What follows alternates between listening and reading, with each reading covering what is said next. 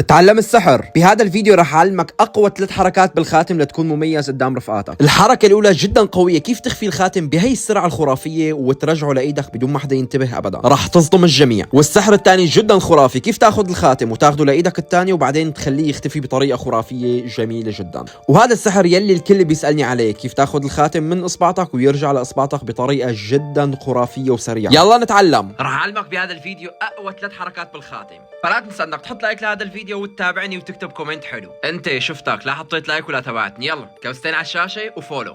ويلا كلياتنا نتعلم السحر الاول كيف بيصير، كيف تخفي هذا الخاتم بهي السرعه. بالحقيقه الخاتم انا ما اخذته بايدي وانما لساته محل ما كان، بس شو اللي عم بيصير انا راح لكم. بتمسكوا الخاتم بهذا الشكل وبهال3 اصابع مثل ما عم تشوفوا، وباللحظه اللي انا بخبي فيها ايدي الخاتم كل يلي علي اني اضغط باصبعتي لحتى يرجع الخاتم لورا بهذا الشكل. شوفوا من الزاويه الثانيه كيف راح تكون، وهذا هو لغز هذا السحر الخرافي.